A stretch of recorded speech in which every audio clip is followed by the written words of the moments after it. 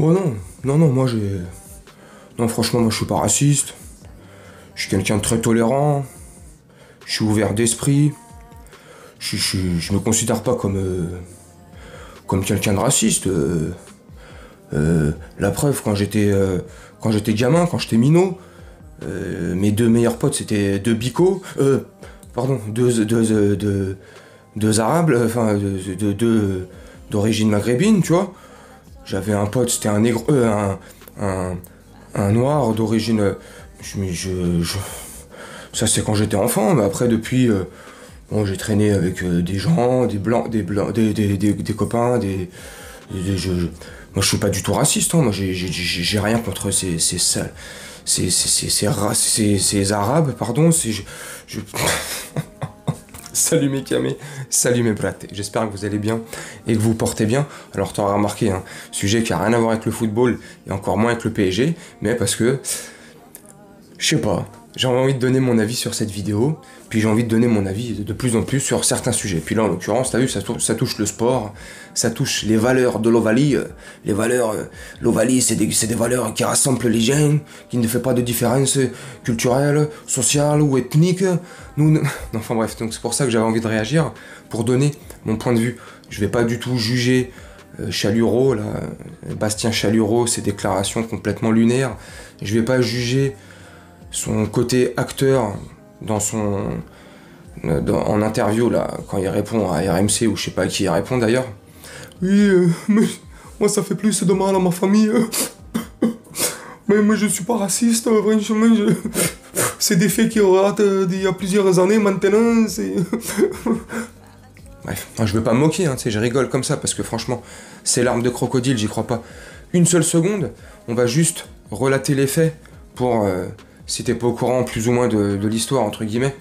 En 2020, il a été jugé et condamné, si je dis pas de bêtises.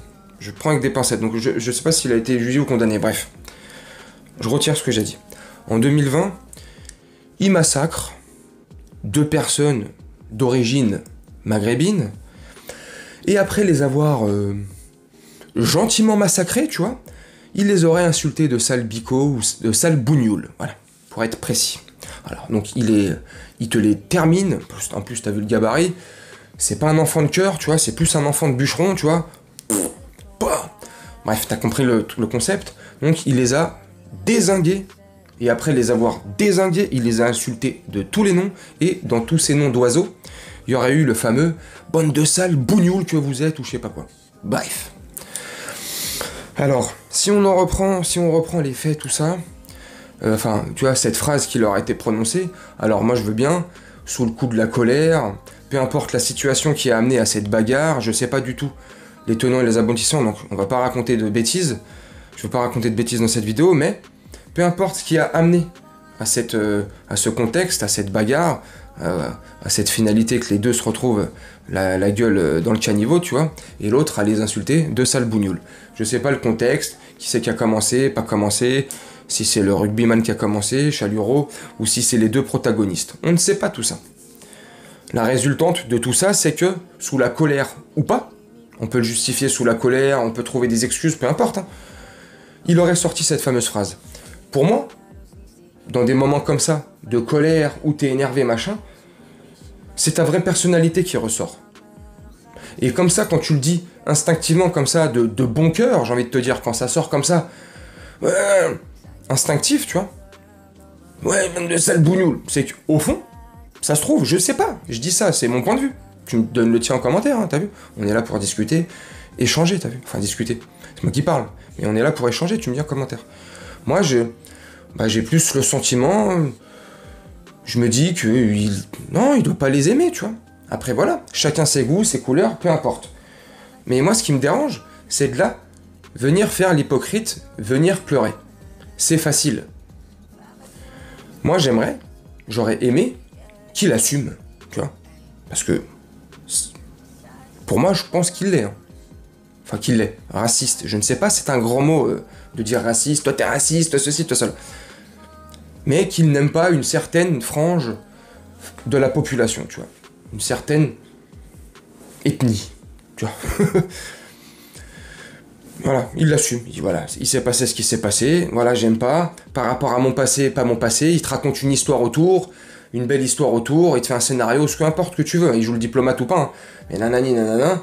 Mais oui, j'assume. J'ai dit ça. Voilà, ça s'est passé comme ça parce que ces gens-là, peu importe, j'en sais rien, tu vois. Mais au moins il assume. Voilà, il assume. Derrière, il se prend tempête.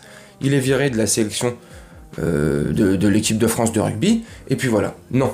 Là, t'as le président de la République, je vais éviter de dire son nom dans mes vidéos, t'as le président de la République qui arrive aujourd'hui dans, je sais pas où ils étaient, camp d'entraînement, et puis ils sont en train de faire une mascarade là avec Galtier, le sélectionneur du 15 de France.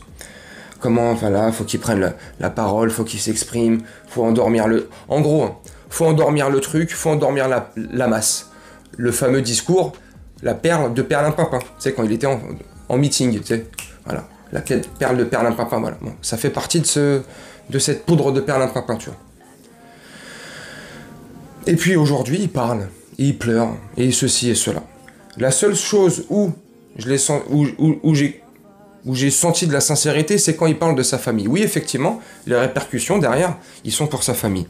Parce qu'aujourd'hui, on est dans un monde de décérébrés, de gogol, pour pas dire autre chose, tu vois, de personnes qui ne réfléchissent plus par eux-mêmes ou avec leur cerveau, tu vois, qui réfléchissent à travers un écran ou une application, sur un réseau social, tu vois. On est dans une société de haine comme ça, exacerbée ou pas, de menaces de mort comme ça, bref. Donc la famille, elle doit recevoir tempête. Je pense pas que la famille partage les mêmes points de vue que lui peut partager. Peu importe, c'est le seul truc où je l'ai senti sincère. Sinon tout le reste, pour moi, c'est de la comédie. Moi, ça tiendrait qu'à moi. Et je vais te conclure la vidéo là-dessus, et tu me dis en commentaire hein, si je me trompe ou pas, si t'es d'accord ou pas. Ça tiendrait qu'à moi. Je serai le président de la Fédération Française de Rugby. Je le mettrai à pied. Voilà.